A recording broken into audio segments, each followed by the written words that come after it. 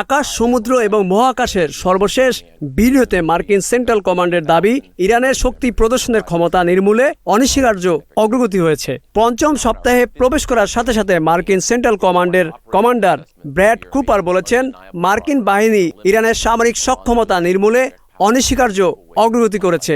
Operation epic ফিউরির একটি video আপডেটে Cooper দাবি করেন যে মার্কিন অভিযানগুলো ইরানের সীমান্তের বাইরে শক্তি প্রদর্শনের ক্ষমতাকে উল্লেখযোগ্যভাবে হ্রাস করেছে এবং দেশটির সামরিক কার্যকলাপের দৃশ্যমান পরিবর্তনের দিকেও ইঙ্গিত করেন। মার্কিন সেন্ট্রাল কমান্ড কর্তৃপক্ষ প্রকাশিত ফুটেজের সময় এবং অবস্থান স্বাধীনভাবে যাচাই করা সম্ভব হয়নি। তিনি উল্লেখ করেন যে আমরা তাদের নৌবাহিনীকে সমুদ্রে যেতে দেখছি না এবং যোগ করেন যে ইরানের বিমান প্রতিরক্ষা ব্যবস্থা ও ক্ষেপণাস্ত্র ব্যবস্থার বেশিরভাগই ধ্বংস হয়ে গিয়েছে।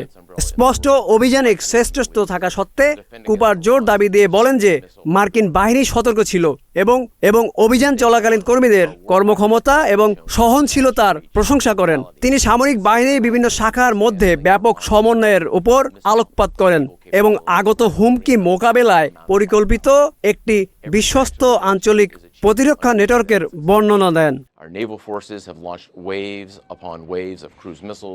কুপারের মতে যুক্তরাষ্ট্র মধ্যপ্রাচ্যের বিশ্বের সবচেয়ে আধুনিক এবং বৃহত্তম সক্রিয় বিমান প্রতিরক্ষা ব্যবস্থা পরিচালনা করে, যার লক্ষ্য ক্ষেপণাস্ত্র ও ড্রোন হামলা মোকাবেলা করা হয়।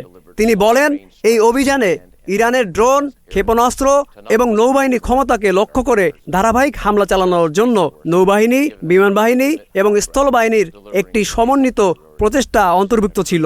তিনি বলেন, আমাদের নৌবাহিনী ধারাবাহিক ক্রুজ ক্ষেপণাস্ত্র নিক্ষেপ করেছেন। তিনি আরও বলেন যে বিমান ইউনিটগুলো জ্বালানি ভরার কার্যক্রম সহায়তায় ব্যাপক হামলা চালিয়েছে এবং স্থলবাহিনী দূরপাল্লা হামলার মাধ্যমে বিমান প্রতিরক্ষা ব্যবস্থাকে শক্তিশালী করেছে।